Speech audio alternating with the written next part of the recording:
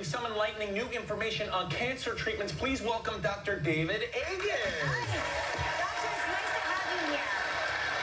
So, talk about some of these breakthroughs. Like, what can we do to prevent cancer? It's easy. I mean, there are several things to do. I'm going to tell you about 3 of them that will reduce cancer by 60%. Okay. And those are dramatic numbers. The first is there's a pill a day that if you take it, reduces not the incidence, but the death rate of cancer by 30%. What is that? This pill is 2,433 years old. This pill is $3 a year. It's called a baby aspirin. No. Hippocrates said you take the bark of the willow tree and chew it, pain and fever go away. And by reducing inflammation, a baby aspirin a day over the age of 40 has a dramatic effect on the death rate of cancer. Wow, I thought That's that an was just easy a one. heart thing. But No, there's data on heart disease, but the cancer data are dramatic in hundreds of thousands of people. Incredible. The Fascinating. second is in England in the 1950s, there were 26,000 workers in the British Transit Authority. Half were the bus drivers that drove the bus, and half the ticket takers that walked up and down. They weighed the same, smoked the same, lived in the same place. Dramatically lowered cancer and heart disease in the ticket takers. But we've become a society of bus drivers. We sit all day. Right. So movement over time equals health. You know, the richer you are in our country, the more bathrooms in your house. So you don't have to walk room to room to go to the bathroom. Right. The more important you are in a company, the closer your parking space is to your desk. So we were designed to move. So just walking makes you live longer and reduces cancer. Wow, that's amazing. What's the third? The third is diet. And so it's being lean body mass, and most importantly, it's eating what we call a Mediterranean diet. So it's fruits, vegetables, fish, chicken, meat, everything in moderation. You know, Grandma was right when she said, eat things in moderation. It's eat your meals the same time every day and nothing in between. Those 3 things, and you couple that with don't smoke, Right.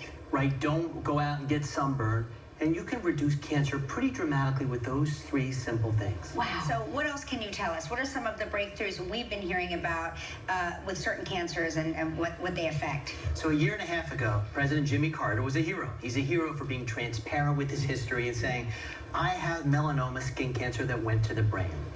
And so that was literally a death sentence a year before. Right. But he was given a drug that blocks the don't eat me signal on his cancer. Every cancer cell has a don't eat me signal, so the immune system doesn't recognize it. Wow. So he got this drug, and just a month and a half ago, he announced, I'm cancer-free and no longer on treatment. Wow, that is incredible. And so- And is that available to everyone? So these drugs are on the market. They work in certain types of lung cancer, they work in kidney cancer, they work in melanoma, and literally every week we're learning how to use them in other cancers.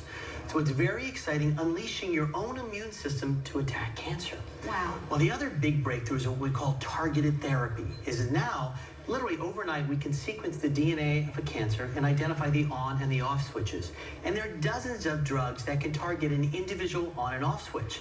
You know, in the 1800s in France, they called cancer by body part. Brain, lung, prostate. Well, that goes out the window. Right. Let's hit the on switch and treat your cancer as an individual, not as a body part. Wow. You know, we need to learn from the outliers, right? There are lots of ways we can learn about cancer. There's an amazing story I'm going to tell you about elephants. Okay. So it turns out, don't give me a weird look. No, It's an elephant. That's just his face. No, that's me sitting down like I'm settled in. I'm still reeling from the aspirin story. These guys are 40 times bigger than you or I. They're 50 times bigger than you. Yeah. And they don't get cancers. They have 40 times more cell and no cancer. Right. Well, it turns out they couldn't get cancer from evolution because the women give birth into their late 60s. Wow. The male protects the herd in the day he dies. Whereas by the time you and I turn 30, you know, evolution doesn't need us anymore. Right. Right, we just take up food and housing. So we have a gene, one copy, you and I, that corrects DNA called P53. They evolved 20 copies. Wow. So they don't get cancer.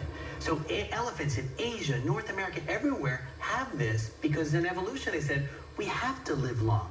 So we can learn from the outliers. Right. We have to learn now things from, like elephants, and how to do things better. And they also hardly ever smoke. That's true. But they're in the sun all day and they don't wear sunscreen. You got us there. You got us there. And they don't go to those tanning beds either, do they? That's true. Anyway, this is really great information. I want to thank you so much for sharing all of this with us. For more information on the latest cancer breakthroughs, pick up a copy of Dr. Agus's book, For Lucky Years. It's sold everywhere books